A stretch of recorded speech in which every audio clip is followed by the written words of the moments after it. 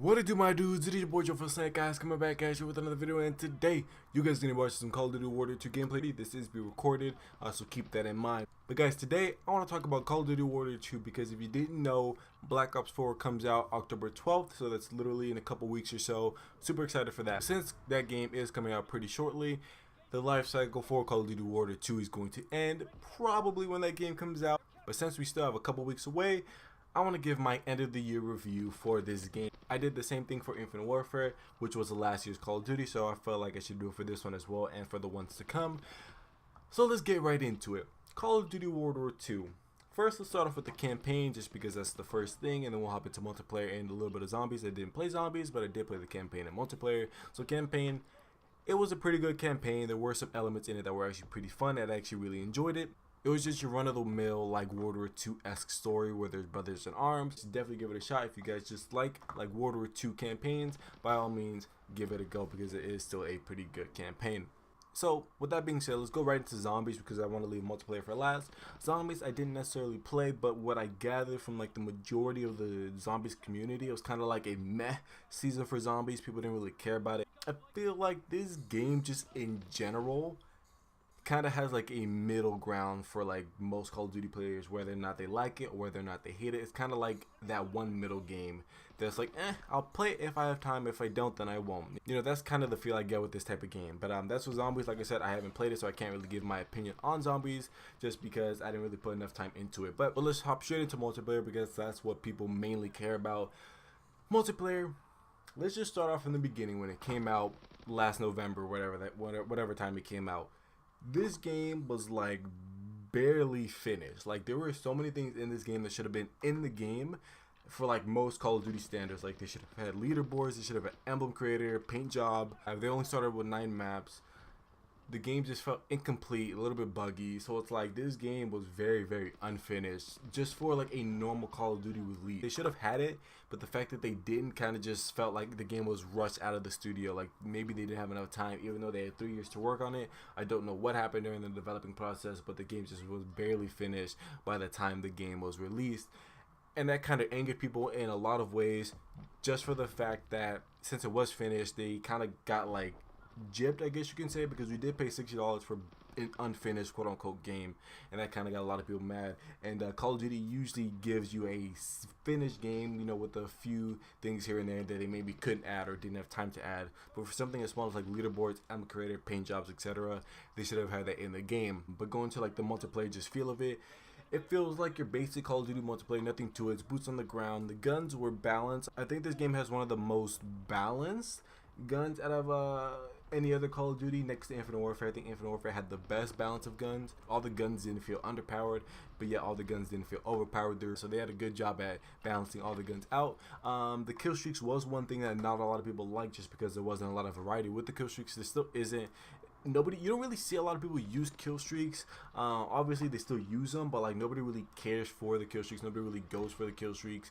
So it's like, they could have had better ones. If you look back in Modern Warfare 2 or even Black Ops 2, I think, which had like one of the most kill streaks like any Call of Duty has had, that game had one of the best set of kill streaks, man. That was just amazing. The fact that you can get like 15 plus kills and get a swarm or dogs or attack helicopter, things like that, that's what makes kill streaks fun.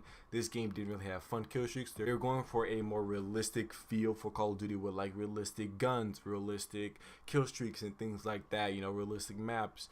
They were kind of going for that general feel, like how you had the flamethrower or a Molotov. They kind of went for a more realistic vibe with this game, which is not bad, but then again, it kind of limits them and what they could do with the kill streaks and the more variety they can do. Like I said, it does limit them in that way. But other than the kill streaks, the guns and all that, the maps was also kind of a big deal because this game only launched with 9 maps. That wasn't really good for Call of Duty standards. I think it has like the least amount of maps at launch compared to any other game. So the game kind of felt boring for most people just because the map rotation wasn't really there. You know, you kind of just felt like you're playing on the same map over and over again, and there were even some maps personally that I didn't like, so I never chose. So it's kind of like 7 or 6 maps that I actually played on, which was kind of bad given the fact that the DLC didn't come out till a couple months later. So I kept playing on the same map over and over and over and over. It got boring, it got stale. So that was, I like to think, kind of how most people felt about this game. It just got boring over time, and there wasn't much variety. Also in the game, that they didn't really have that many game modes to choose from, no party games, no fun games, until later in the game's life cycle, which we talk about shortly. But this game, just like the maps, they were okay. They weren't the best. They were just the basic maps, but the fact that there were 9 really bumped people out. The guns were good. I think they could have had a little bit more, but the guns that they did have were pretty fun. The game modes, basic game modes, they didn't really have anything really to choose from. Nothing really stood out, nothing really fun, so that's why people got bored as well. Just when the game launched, it just really wasn't that fun to play. It was boring, it was stale. There's nothing really to choose from. But with that in mind, over the months that this game has been out, they definitely improved this game. Like, it is way better than what it once was when it came out. Before I get into that, there's also one thing that I also want to talk about, and that has to do with Division. Divisions is something that I didn't like at all. Like, it was honestly not good. Just the whole system that they had, it definitely is better now, but when it came out, it was just terrible. I really hated it.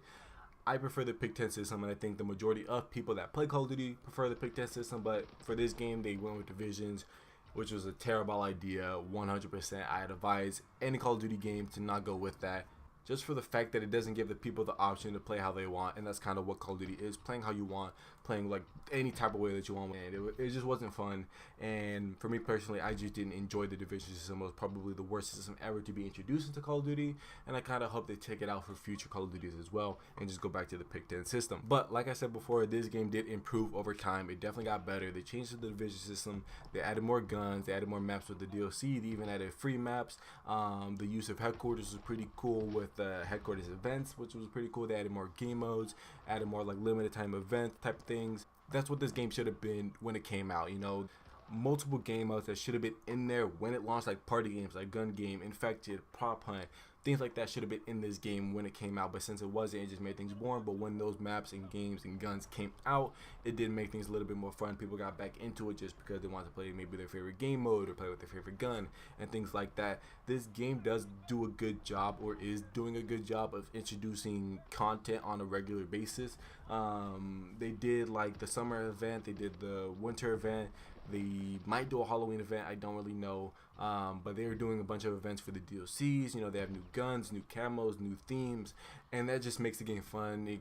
It brings people back to play more, to play on the maps, or to play with the guns, or play with the camos, play the game modes and things like that. That's what makes this game fun. That's what makes Call of Duty fun for everybody, because you want to be brought back into the game. You want to be kind of like involved in the game. And when you're playing the same map, playing with the same gun, playing the same game mode, it just gets boring, and nobody really wants to do that. So when they started adding these new game modes, started adding these new guns and these new maps, it just brought back the excitement that Call of Duty used to have. Now, keep in mind, this game still isn't that exciting. It still is kind of like I said, the middle ground Call of Duty, kind of like the basic Call of Duty. Nothing really exciting, but it's nothing really too boring, you know. At least in this current state of the game, it's good, but it could be better.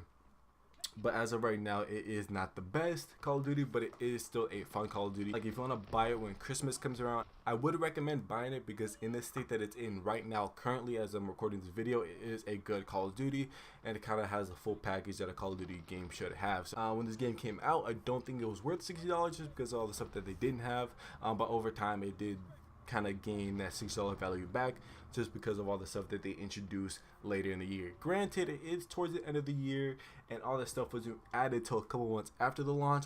But with all that being said, as the game stands right now, I would still give it like a 7 or a 6, somewhere on that ballpark, just because, like I said, it's not the best, but it's not the worst. It's kind of like your basic.